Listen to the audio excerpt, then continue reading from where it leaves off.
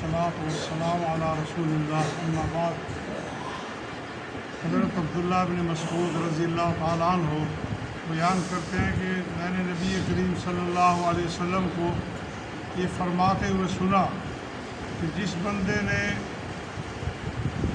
اپنا مقصد زندگی کا آخرت کا فکر بنا لیا، اپنی زندگی کا مقصد فکر آخرت رکھ لیا، اس کے بارے میں سوچتا ہے، اللہ تبارک و تعالیٰ اس کو جو دنیا کے غم ہیں ان کے لیے اللہ تعالیٰ کافی ہو جاتا ہے اس کے لیے۔ اور جس بندے کا مقصد صرف دنیا ہی ہے، دنیا کے بارے میں فکر مند رہتا ہے، اللہ تعالیٰ کو کوئی پرواہ نہیں کہ وہ کہاں مر گیا۔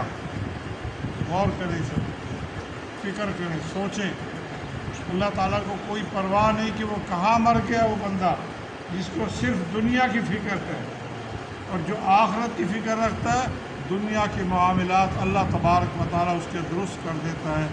اس حدیث کو توجہ سے ذہن میں رکھیں اور گھر جا کر اپنا محاسبہ کریں، میں بھی محاسبہ کروں کہ میں دنیا کی کتنی فکر رکھتا ہوں، اس کے لیے کتنی بھاگ دوڑ کرتا ہوں، اور آخرت کا مجھے کتنا خیال آتا ہے، قبر کی مجھے کتنی یاد آتی ہے، کفن کے بارے میں کیسے سوچتا ہوں، اللہ تعالیٰ کے سامنے کھڑا ہونا قیامت کے دن اس کے بارے میں مجھے کتنی فکر ہے، میں جہنم میں جاؤں گا یا جنت میں جاؤں گا، میرا حساب کتاب کیسا ہوگا، میرے معاملات کیسے ہوں گے۔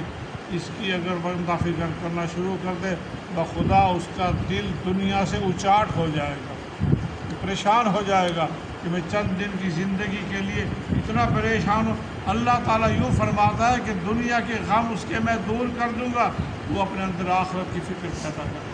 لیکن ہم ہیں کہ دنیا دار ٹھہرے۔ اللہ کے نبی نے فرمایا صلی اللہ علیہ وسلم نے، اللہ تعالیٰ کے ہاں اس دنیا کی حیثیت اگر مچھر کے پر بھی کے برابر ہوتی تو کافر کو اللہ تعالیٰ ایک گھونٹ پانی کا پینے کے لیے نہ دیتا۔ اللہ تعالیٰ کے نزدیک اس کی حیثیت ہی نہیں ہے، اس لیے ساری دنیا کی نعمتیں سب کچھ انہیں کے پاس ہے، کیونکہ اللہ تعالیٰ کے ہاں تو اہمیت آخرت کی ہے، جنت کی ہے۔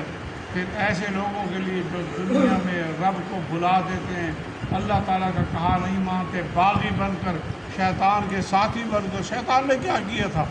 اس نے بھی تو اللہ تعالیٰ کی نافرمانی کی تھی، سجدے سے انکار کیا تھا، یہی جرم تھا نا اس کا، تکبر کیا، واستکبر وکان من الکافرین، انکار کیا، تکبر کیا اور کافر ہو گیا۔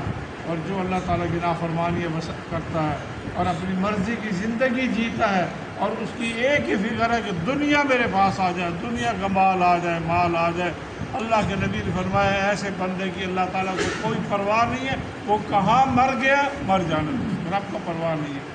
میرے بھائیوں مسلمانوں، سوچو اور غور کرو، چند دن کی زندگی کے لیے آخرت کی دائمی نعمتوں کو داؤ پہ نہ لگاؤ، بلکہ اپنے اندر اپنی موت کی تیاری، آخرت کی فکر پیدا کرو۔